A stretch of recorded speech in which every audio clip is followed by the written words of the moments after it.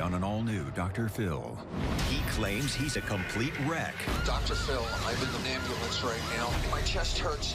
Because of his wife. Aren't you still married to somebody else? Yes, I am. She's also dating someone else. The other man is here.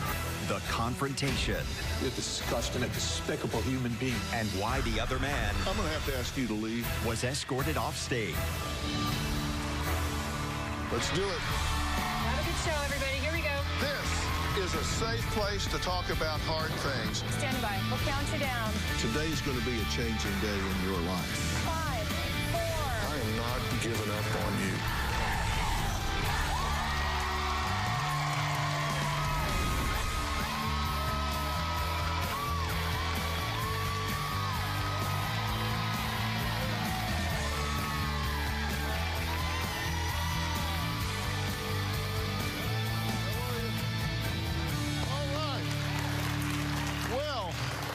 Former radio host Charles says he will stop at nothing to save his marriage to Sally.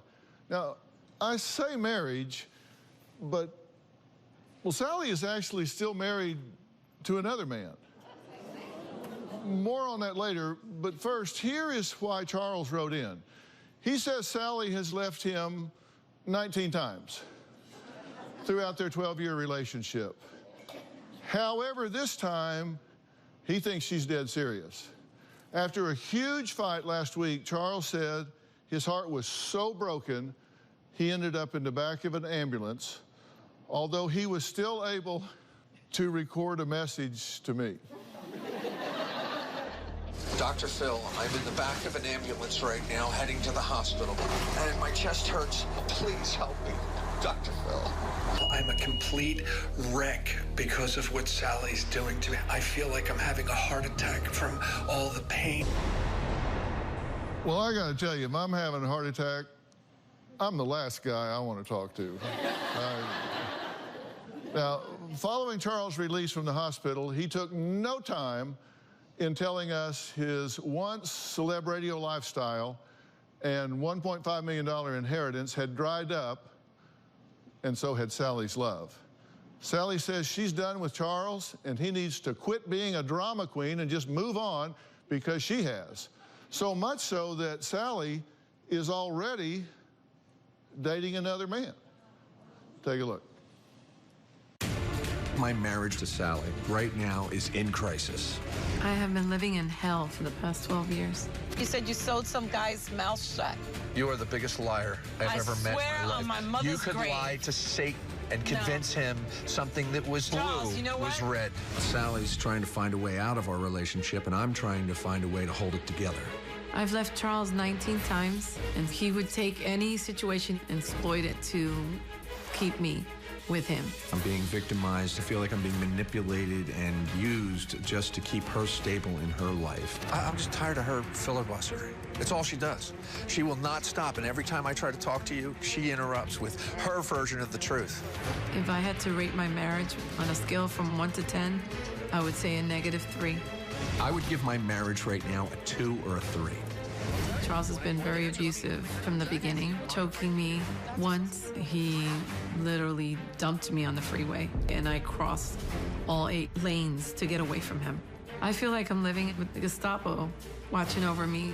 Basically, he psychologically controls me. I feel like a pawn in a chess game, and it feels disgusting. She lies. She's not all truth. But she comes across as, I'm an angel. I tell the truth. Not an angel. Charles is the liar. Not an angel. Charles is the reason that everybody drinks and everybody has problems. Charles is a total drama queen. He thrives on attention. I feel like I'm having a heart attack from all the pain and stress that she's putting me through. Much to my chagrin, Sally is dating another man, and it makes me physically weak. My heart has been taken out of my chest and being crushed right in front of me. She acts like I don't even exist. I just don't want this anymore. I'm done with Charles. Okay, now, you say that Sally is mean, manipulative, is a horrible person, and you say you want out. 12 years, I want out. Okay, so this could be the shortest interview I've ever done. So, bye. Please, Dr. Phil. I mean, really, I love problem her. solved. And Why would you want to keep somebody that is all the things you just said in that tape? Because I'm full of mistakes myself, but I'm willing to admit that I have psychological issues and problems, and I'm willing to do whatever it takes to fix them. Those are not mistakes. Strangling somebody is not a mistake. That's something that's deliberate. That's like attempted murder. deliberately try to kill you. That's it. I was trying to overpower you. You were measuring my and- neck? What were you doing? Are you kidding? No, I'm not kidding. I'm really frustrated with the way you think of it and the way Throwing you me in treat the it. middle of a wait a minute. freeway? How is she supposed to think of it? Were you choking her? Yes, I was choking her, Almost to and I death. was trying to have. It was a power struggle because I The was. power struggle I was was all jealous. yours. I was out of my mind. I wanted her to never do that to me again, which she caused What did me I to do? feel. Because I tried to leave you. Stop talking. I need to just stop with this and talk about your choking her doing a power struggle. Yeah, I did it, and I regret it. Because you seem to be justifying it. No. And I need to be very clear about something before we go another step. Yes, sir. There is no time, no theory, no justification under which a man should ever put his hands on a woman in anger. Period, paragraph, no exception, no reason. No, you're right. And if you're doing it because you're trying to get her to submit and you're angry and you're yelling, then you're just a loudmouth bully trying to impose your size and your power on her, and that's not okay. It isn't okay. And it ain't ever going to be okay. And my wife is one of the most foremost ambassadors against domestic violence in the country today, and she's sitting out there right now. I can see steam coming out of her ears because you talk about it like it was just a normal. Just a normal exchange. What do you hear when you hear him say that? Oh, I can't believe it. I'm in shock because she's having to remind you of it, and she's having to go over and over and over and tell you why you did it, and you're admitting it as if it was nothing. That's not how I feel about it at all, and no disrespect to your wife. I just really... No, you damn sure don't want to do that. No, I damn sure don't want to do that, is right. But I think what I did is horrendous, it is disgusting, and it's despicable, and I wish I didn't do it, but I was caught up in the moment of my own psychological weaknesses and vulnerabilities. Okay, there's the problem. You just said I shouldn't have done it, it was despicable, it's disgusting, but means forget what I just said, I'm now going to tell you what I really mean. And what you really mean is I was caught up in the moment, therefore it's okay. There is no but. You should have put a period right there. It was disgusting, and I should not have done it, period. I lost my mind. No, but you did it again because then you Did you throw her out of the car on the highway? Yep, on the freeway. I stopped the was car gonna run on me the over. Alabama highway, and I pulled... 8 lanes. I pulled over, and I came over, and I pulled her out You of the didn't car. come over. You grabbed me by my jacket and you dragged me out like a scene from a movie. If you cannot be together without being violent, then you have to split up before dark today. Maybe you should anyway, but I'm telling you right now, if this is part of this relationship, you need to take a different flight to a different home and do not leave with this man if you cannot know that he's not going to aggress against you physically. Exactly. I'm just telling you. Yeah. Dr. Phil, I've 'cause there's no absolutely telling stopped what'll being happen when we physically get aggressive against her, and those were the only 2 times. And see, it sounds like You're not even justification. supposed to be in my home.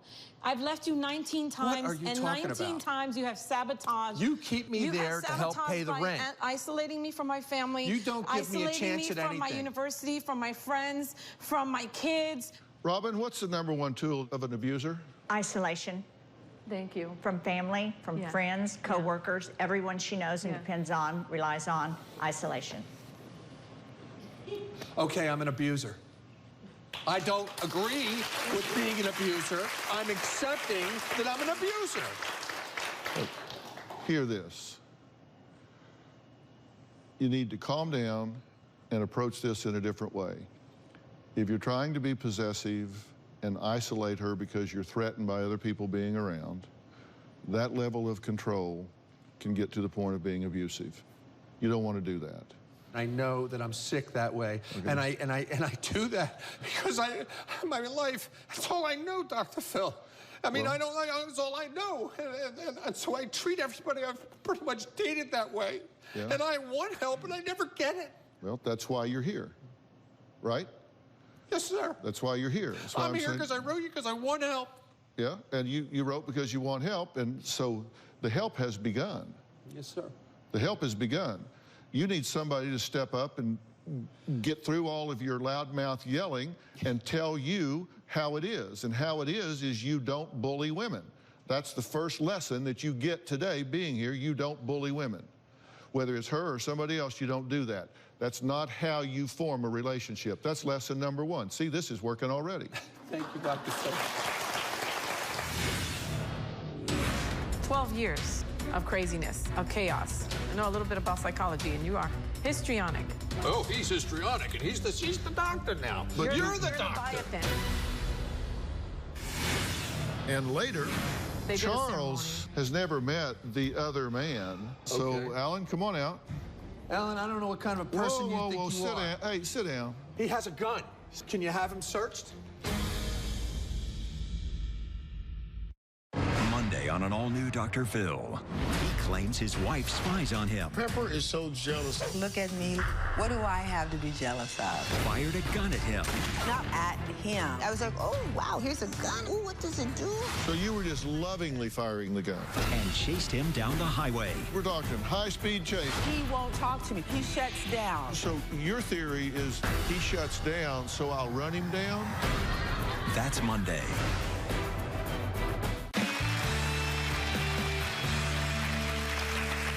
Now, you say that he's very dramatic. Yes, Okay, now, he's very dramatic. all right, and I actually think that this goes beyond dramatic. You do what I call catastrophizing. Right. Do you know what catastrophizing is? Make a catastrophe out of every situation? Chaos. Yeah, that would be a good start. And I went through and earmarked some of the terms and phraseology you tend to use. I wrote them down for you. Okay.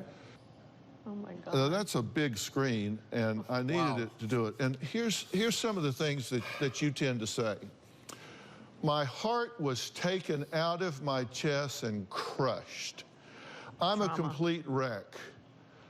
Marriage is hell.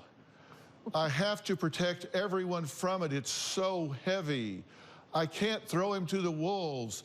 The horrible moment in my life. I feel like a whipping boy who takes beatings. I'm a pawn in a chess game. I'm treated like an invisible fat pig. Chest pains from a broken heart with Sally. Yes. These are dramatic, catastrophic statements. You say horrible, a horrible moment in my life. Now, I got to tell you,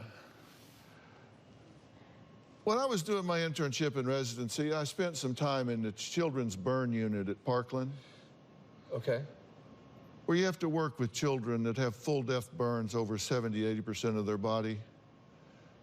That's horrible. Yes, sir. Yes. You being told that you can't go out on a date with her, that's not horrible. That's inconvenient. That's disappointing. That's not horrible. I see where you're going with this. I really just am uncomfortable with it, but yes, you're probably right. Most likely, you are right. That's why I came here, because I believe in you. You and your therapy. overstate things here. I mean, you've called an ambulance Drama 100 queen. times. That was to help my son. I understand. 100 queen. times? We both did. No, you did. You're a drama queen. 100 times? You are a drama We queen. both did, Dr. Phil. You're histrionic. She's funny. I know a little bit about psychology, and you are histrionic. 12 years of craziness, of chaos. I mean, even named him Do you see, Leviathan. I'm willing to admit that I have flaws and accept them and try and fix them. Some people And know she's what here that pointing means. out, oh, he's histrionic, and she's the doctor now. But you're the doctor. Leviathan. Do you read Leviathan what's up here? stirs it Yeah, I up do. and then I'm leaves telling you, with you the mess. that you're melodramatic and catastrophic in your language. And I say that not just to point out that you're melodramatic and catastrophic in your language. I do that because language is very powerful. Exactly. For every thought you have, there's a physiological correlate that goes with it. Okay. Every thought you have, something in your body triggers. And Oh when my you're God, telling I'm so glad you yourself, said that. when you're telling yourself these things, you're using these words, your body reacts. I'm making myself sick. You know, No, he's made me sick with fibromyalgia. I actually developed that. If I need help, I know right where you are, and you'll be the first person I come to. What I'm telling you is this catastrophic language can really make you sick. It can put you in a state of chronic adrenergic arousal. It can cause acid in your stomach. It can create all kinds of problems for you because you are constantly in a state of fight or flight. You're in a state of arousal all the time. It's true. And I would suspect you haven't taken a deep breath in years. I haven't, Dr. Phil. I haven't found the space, the time, because I feel like I've got to not rest. Everything is I've got to do. So I'm just saying, you need to examine language, because the power of language is very strong. I hear exactly what you're saying, Dr. Phil, and I appreciate your comments. Sally claims the new man in her life is the strongest message she can send to Charles, that their marriage, you're not really married, though, are you? Aren't you married still to somebody else? Yes, I am. But then you're married to him? We had I think that's a felony. Well, these pastors told us that the reason we were having trouble was because we hadn't bonded in marriage. We're going to get to these pastors you're mentioning. Charles has never met the other man. We'll meet him next.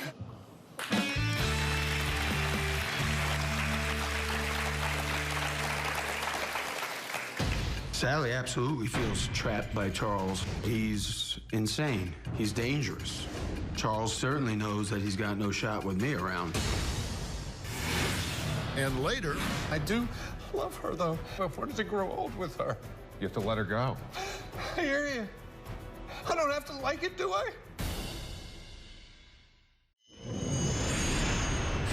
I know that Sally's dating another man named Alan, and she wants Alan to be the replacement of me. Dating Alan is my way of letting Charles know I'm moving on. Sally spends time all day long on the phone with this guy and tells him in front of me that she loves him. What attracts me to Alan is he shows trust, which I haven't gotten that in 12 years. It would make anybody sick to their stomach to see their beloved with another person. I would love to look Alan in the face and tell him to beat it. Well, we just heard Sally talking about the other man in her life. I guess it's another man in her life because she's still married to a prior man in her life. Now, as an elder at the synagogue, Alan claims he counsels people with life issues, which is how Sally says she met him after seeking his advice on her toxic marriage to Charles. So Alan says that he's fallen in love with Sally and he wants Charles to get the hell out of her life. Sally and I have been dating for about 2 months. Sally's told me so much about her terrible relationship with Charles.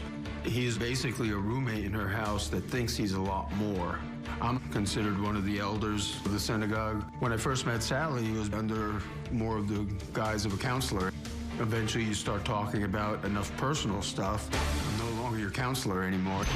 Sally cries on the phone a lot to me because something just occurred with Charles, and it's destroying her slowly. My body is reacting to the yelling and the anger. I don't know how to deal with this. She is so determined, I can see now, to have Alan in her life. She just wants to attack me and break me down. Sally absolutely feels trapped by Charles. He's insane. He's dangerous.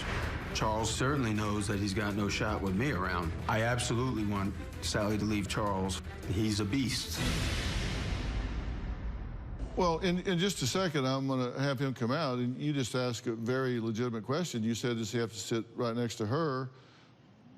Well, he's not going to sit right next to you. Is there any place on the stage you can put him other than there? Well, so, Alan, come on out.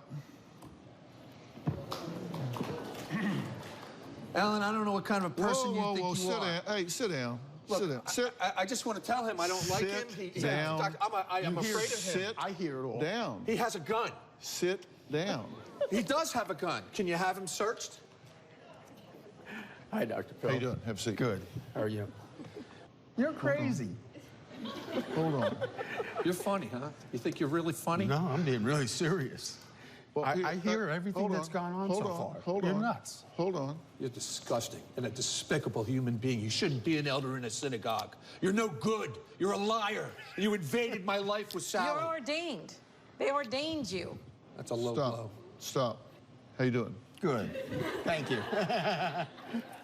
I promise not to act like a jerk. Maybe This guy's really sick, and he has no idea how sick he is. you said on your tape, I helped her under the guise of a counselor. That's true. Do you do counseling at the synagogue? Well, in the synagogue and out of the synagogue. Like what kind of counseling? Well, I'm not educated in it. I've learned by the School of Hard Knocks, and I have a religious background.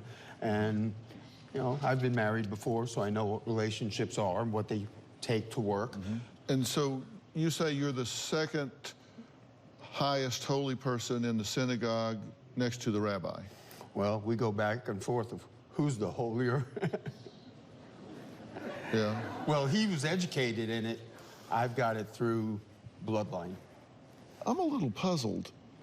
Does the synagogue have any issues with you getting romantically involved with somebody you're counseling? Well, that's where the story goes a little bit wrong. It started off as counseling, and then there became so much personal knowledge and involvement that I've even flat out told her, I am not your counselor anymore. That's not how that works. Well, it's how it did work. You meet her and she's vulnerable and opens up to you, and you're in a position of authority, and she discloses all of these things to you, and based on that, you form a romantic relationship with her. Well, That's called unethical. Well, no, because it. Don't tell me Yes, no. it is unethical. Take your turn. It's called being a friendship that ended up becoming a closeness. You crossed the line with her, dude. I'm sure the other members of the synagogue there would like to know that they can have their wives or daughters go to counselors there, and that maybe they get flipped into a romantic relationship. Well, you kind of got it wrong. No, he doesn't. She's the only person I've had any kind You're of a scumbag. Let's face it. And who are you when you met me, vulnerable, single mother, literally? Okay, so your question to me was, how do you get her away from him? Well, and a little misspoken there. I don't say that she has to be with me. She's got free will. I just think she should be out of this abusive, terrible, home. But you're in love with her. I think so. You want me to look like I'm crazy and nuts, and you call me crazy and nuts. Everybody's I saying love that. you, am I crazy and nuts? That's Why not did you love. come on the show? That's not Because love. I invited you here No. so we could fix our relationship. The only That is reason- why I what came What here. relationship No. do you have? Yeah, there is no When's the last relationship. time you held her hand? When's the last time you kissed her? Over 12 years ago. Well, hold on. You've been involved in this for how long? 3 months talking on the phone. Okay, and Or it's as you just Facebook. said, they've been together 12 years. You No, don't know. they haven't been together. They've been No, under we the have been same together. roof. Under the same You roof. don't know what you don't know. You don't know. I know what Because she tells me, and That's I right, that's know all the you know. craziness that I That's always And she exactly right. lies. You've I been. don't mind. He can hear it on the phone. How you She coming- hasn't been there for 12 years. Dr. Phil You're is like a clearly gorilla. trying to point that out. No. Coming up, why Alan got kicked off stage. Okay, hold on. Stop. I'm going to have to ask you to leave.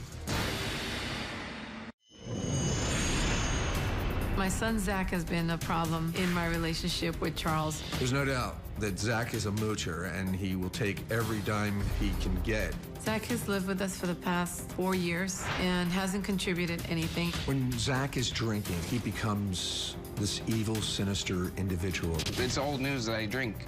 It's always been the same thing. On my birthday, Zach threatened me that if I didn't buy him beer, he was going to throw himself out of the vehicle and that he was going to stay in the streets. So I gave in. It's in Sally's best interest to leave Zach behind. Zach probably realizes down deep that we're not going to be a family of 3, and if he is involved with us, he's not sleeping at the foot of Mommy's bed. Zach is down here. Zach, thank you for being here. I want to add Coach Mike Baer to the conversation.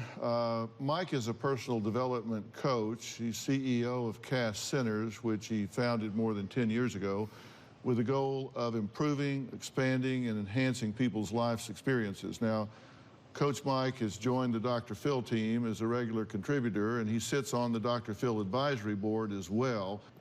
Mike, you've been listening to this whole thing so far. What are you hearing? I think for Charles, you say you're a man of faith, you believe in God. Yes, sir. And I feel like the universe, higher power is all communicating to you that this is not the right fit. I do love her, though, and I wish that I could do something to change, to have her in my life. I wanted to grow old with her. I really did, but I don't know what else to do. I just want help now. Okay, hold on, stop. I'm going to have to ask you to leave. You are being inappropriate, and I am not going to have you here mocking this situation, so I'm going to have to ask you to sit in the chair right down there where he came from. And inappropriate. I'm just laughing. If that's not okay, then you go out the back door. Either one. Right. You take your choice. I want your help, Mike. I want some help. Go ahead, Mike. You have to let her go. I hear you. I don't have to like it, do I? Not right now, anyway. Well, I don't like a lot of things that I have to do. You don't either, right? Right. But this is not working. No, right? So I'm you're obviously hearing that. I just don't know where to go. I'd like I'm going to help you. We're going to help you. Thank you. Thank you, Jesus. All right. Look, he's telling you the truth. The dysfunction involved in this situation is you don't know whether you want her in your life or you don't, because it has been so dysfunctional. This relationship between the two of you is so inappropriate. Yeah, there is no relationship. Well, that was just talking. I hope that's and right. Dinner. Well, he invited me to dinner to you talk. Know, but I don't feel anything for him that way. Smug judgmental approach here. No, I didn't. If your synagogue is comfortable with what's happening here, I'm going to be the most shocked guy on the planet, my friend, because I'm going to have that conversation with your rabbi, and I'm going to find out if that's what he said. And for you to have that connection and then it go on to something else is inappropriate at a vulnerable time. You need to be dealing with someone that has your agenda and your agenda only being focused on, not their own agenda. I agree. So I'm going to provide you a professional that will deal with you independently. Okay, somebody will deal with you independently so you're not in a tug-of-war between somebody that's running their own agenda.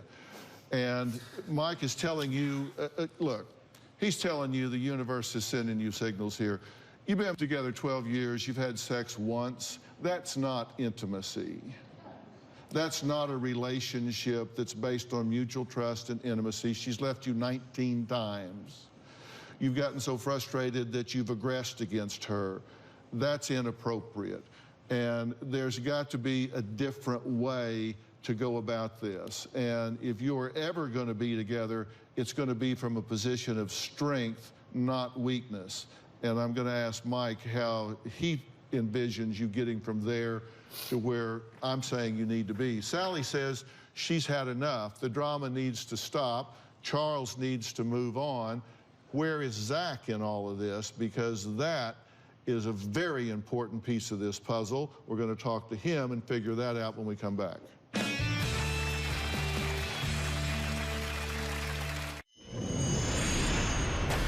I am surrendering to Dr. Phil because I'm out of options. I know deep down in my heart that there's a part of Sally that still loves me.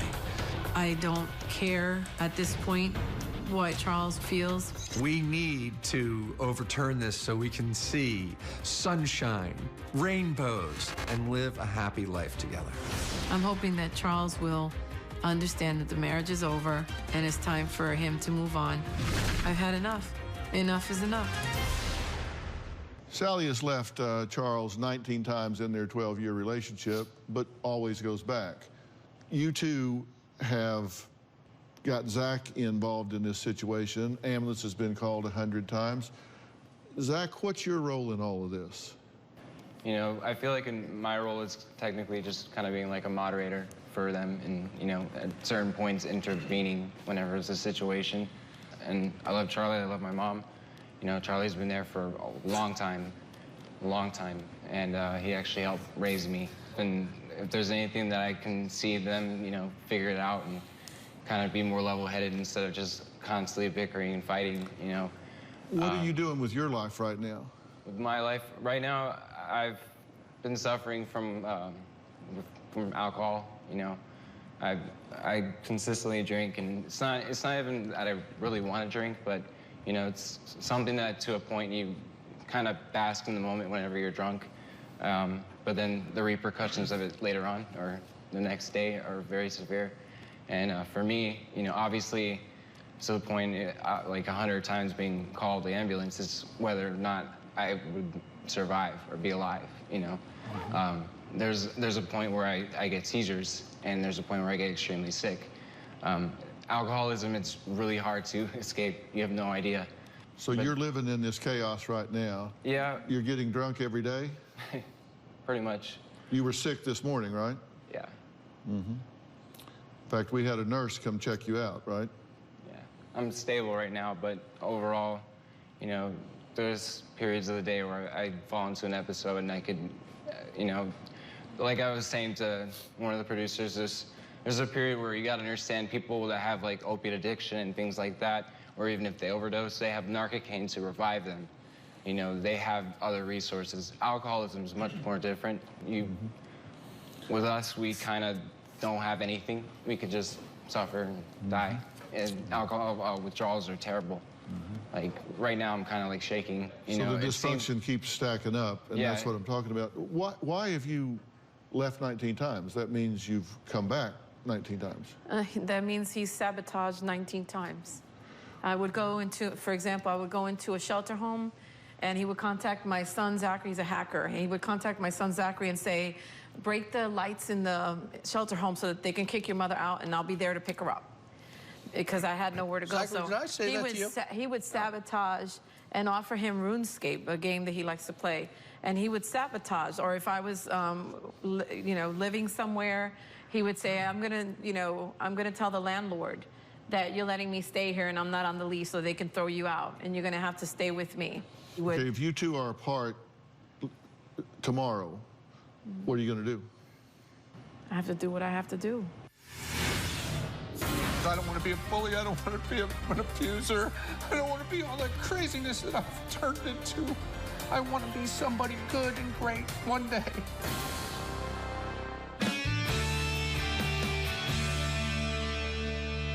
Mike, what do you see that he needs to do at this point? I think Charles and Sally both need some coaching, if I could say. Oh, You both need the same solution. You need to stop blaming each other. You both need to start looking inside, because unless you have some interest in how do you improve your own life and stop blaming each other, nothing's going to happen. And we need to stop blaming other people. You can't be a victim and be empowered at the same time. And you need to get empowered in your own life.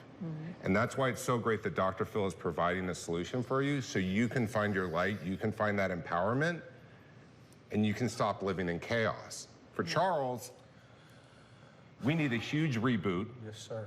We need you to take action. I'm ready. And the first action is going to be, in my suggestion, because I'm just following also the universe, and what's kind of going on is, we need to end this relationship until you're in a place where you're showing up like the man you need to be. And that's what I want. I really want that. So you're willing to do that? I'm willing to do that. I'm willing, because I don't want to be a bully. I don't want to be an abuser. I don't want to be all that craziness that I've turned into. I want to be somebody good and great one day. Okay, so I'll give everything I got to whatever program you got, Mike. Okay. And there's going to be guidelines, and we're going to have to follow this in the sense of exploring, you know, your social life, your personal life, your health, your employment, your relationships, your spirituality, and really develop a plan for you. Okay. So you have a new roadmap. That's fine. I am ready. for a right. new life. All right, so look, here's the deal. You've been in a relationship for 12 years. It's not even a relationship. Come on. You need to get yourself under control. The first thing Mike said when he was studying you, he said, I can tell he's not in a good relationship with himself because he doesn't even take care of himself. Right. You got to get yourself under control, and you have to do the same thing. Yes. You have been battered. You have been really worn to a frazzle. Since I was a little girl. That's what I'm saying. The whole way along. You need tending to. You need tending to. You deserve to be tended to. You deserve someone to truly take care of you, to give you a chance to actually heal some wounds in yourself and give yourself an opportunity to be everything that you can be to Zach and to yourself.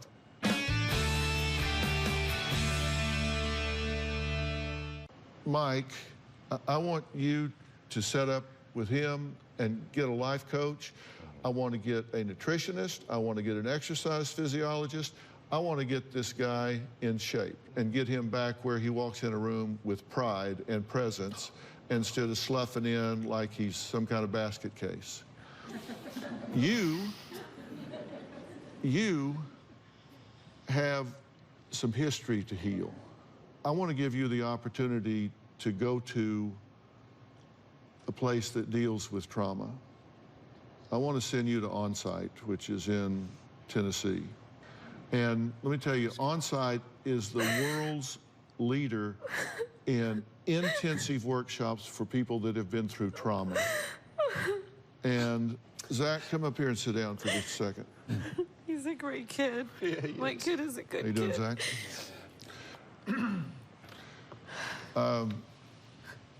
Zach, I think that you're going in and out of withdrawal. I think you're at a point where you couldn't stop drinking right now if you wanted to, because I think medically you would be in jeopardy. I'm offering to send you to Origins Behavioral Health Care. And in my opinion, it's the nation's leading dual diagnosis treatment center. They're located on South Padre Island. They've got a place in West Palm Beach, Florida, Vero Beach, Florida. I'll let them talk to you and decide where the best fit is for you. You willing to do that? If it's gonna get me back on track, yes. Thank you. Okay. Fair enough. Makes sense? Makes sense. Makes sense to you? All right. I know when to stop talking. I want to thank all of my guests today. A special thanks to Coach Mike Baer of Cass Centers. A special thanks to Miles Adcock of Onsite for offering to help Sally, as well as Origins Behavioral Health Care for helping Zach. I know you'll interact with Origins as well regarding him and get this guy moving in the right direction. And we'll follow up with these people and let you know what's going on. While I do my best to help families like Charles, Sally, and Zach, my alter ego, Bull, does his best in the courtroom. Now, many of you have probably seen Bull, the very successful CBS primetime drama that is inspired by my previous career as a trial consultant. And in case you haven't heard, I was consulting on a trial many years ago, and that's how I met Oprah, actually. We hit it off, and I started being a regular on her show, and as the old saying goes, I guess, the rest is history, as we celebrate 17 seasons of the Dr. Phil Show. But back to Bull. I am so proud of this series, which recently wrapped its second season. I'm one of the creators and wrote the beginning episodes, and now it's time to kick off season 3, and it promises to be just as exciting. In the new season, Dr. Jason Bull, played by the talented and handsome actor Michael Weatherly, we kind of look alike, returns to work after recovering from a heart attack. Here's a preview of the new season. It's kind of a slam dunk. I mean, it's not hard to find a jury, let alone mount a case against a big bad insurance company. Of course, one problem with that, she didn't hire us. The big bad insurance company did. And this is a business, not a charity. So.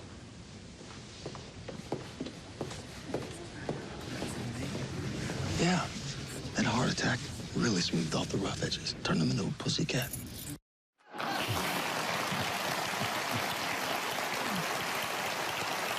The new season also finds Bull on the other side of the jury box as he is called to jury duty while trying to manage a case. Now, juggling it all, Bull is brilliant, brash, and charming, of course. And audience, in case you missed an episode or two last season, no worries, you can catch up because you're all going home with the whole Season 2 DVD box set that even includes over an hour of special features. You do not want to miss this new season of Bull. I promise you, it is the best yet. It premieres this coming Monday on CBS at 10 p.m., 9 Central. Now, that's a change from Tuesday to Monday, okay? So Monday at 10, 9 Central. So watch Bull. We'll see you next time.